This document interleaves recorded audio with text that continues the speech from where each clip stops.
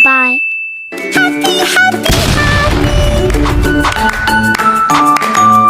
Ditonton sampai selesai ya.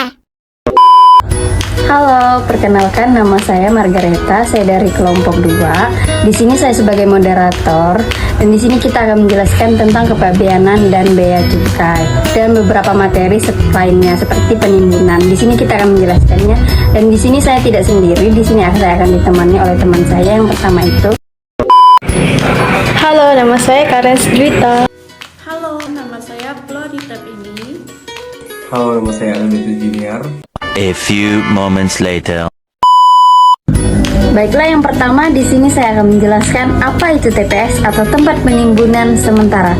TPS adalah fasilitas di kawasan pabean untuk menimbun barang impor maupun ekspor sebelum dikeluarkan atau dimuat. Dan TPS bisa berupa lapangan, gudang, atau tangki dengan batas waktu 30 hari serta pemisahan barang berdasarkan jenisnya. Nah, penetapan TPS itu diajukan ke Menteri Keuangan melalui Kepala Kantor Wilayah atau KPU dengan persetujuan maksimal 10 hari kerja berlaku selama 5 tahun. Nah, pengusaha TPS wajib menyediakan fasilitas. Yang pertama itu ada pemeriksaan. Yang kedua itu ada alat bongkar muat. Yang ketiga ada pemindai. Yang keempat itu yang terakhir ada sistem elektronik. Nah, bea masuk, cukai, dan PDRD berlaku sejak penimbunan hingga pemberitahuan pabean, kecuali dalam kondisi khusus seperti barang musnah atau diimpor kembali.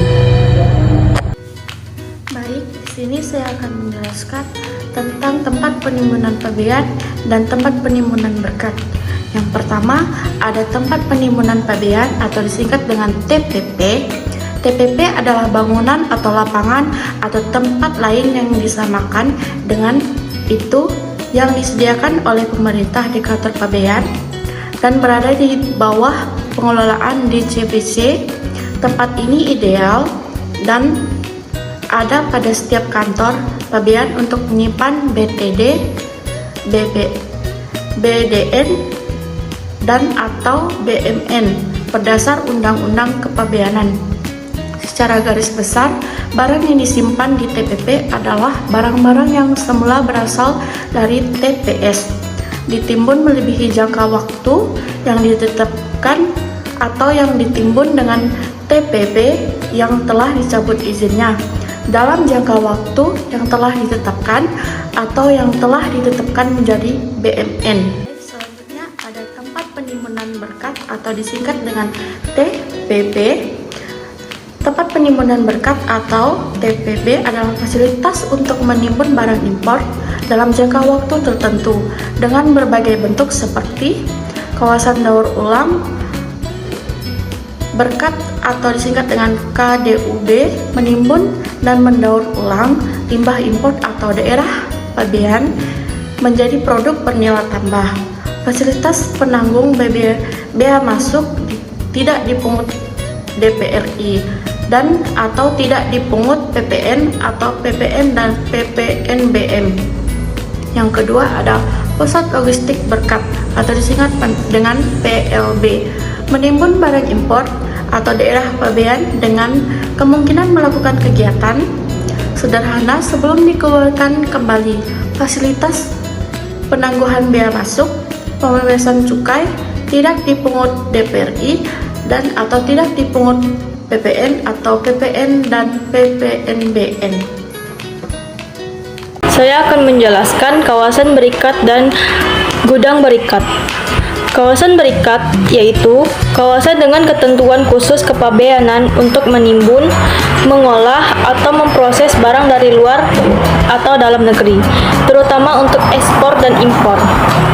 Kegiatan dan manfaatnya yaitu mengolah bahan mentah menjadi produk bernilai tambah, penyimpanan barang industri manufaktur ekspor dan impor. Yang pertama, untuk manfaatnya ada efisien waktu, fasilitas perpajakan, cash flow terjaga, serta mendukung keterkaitan bisnis. Kedua, fasilitas penangguhan biaya masuk untuk barang modal dan bahan baku. bebas PPN dan PPNBM untuk memasukkan BKP dan subkontrak atas kawasan berikat. Pembebasan cukai untuk impor bahan baku tertentu. Yang ketiga ada kemudahan tambahan. Barang modal lebih dari 1 tahun bebas biaya masuk dan jaminan SSB bagi daftar putih. Baik, di sini saya akan membahasakan Pusat Logistik Berikat atau PLB. PLB adalah tempat penimbunan berikat untuk menimbun barang impor atau barang dalam negeri dengan kegiatan sederhana sebelum dikeluarkan kembali. Jenis PLB: 1. PLB Industri dan IKN. 2. PLB Hubungan Kargo dan Udara dan E-commerce. Ketiga, PLB Barang, Jadi, dan Pokok. Keempat, PLB Floating, Proge, dan ekspor barang komoditas. Fasilitas PLB: penangguhan bea masuk dan pembebasan cukai. Kedua, PPh pasal 2, impor dan PPN atau PPNBM tidak dipungut. Ketiga, fasilitas prosedural, pengeluaran parsial, otomatisasi pabean, akomodasi FTA. Aktivitas PLB selain manufaktur: 1. Pengemasan ulang penyortiran, quality control. Kedua, konsolidasi ekspor, pemberian label, dan pelekatan cita cukai. Ketentuan batas waktu penimbunan maksimal 3 tahun, dapat diperpanjang. Lokasi kawasan industri atau budidaya minimal 1000 meter kubik. Catatan akses kendaraan, batas jelas, fasilitas, pemeriksaan, dan pemuatan. PLB mendukung ekspor, impor, transshipment, serta berdampak positif bagi ekonomi sosial. Tempat penimbunan lainnya, bangunan atau lapangan di luar kawasan pabean atau area eksportir yang ditetapkan oleh kantor pabean untuk menimbun barang ekspor sebelum dimuat ke sarana pengangkut.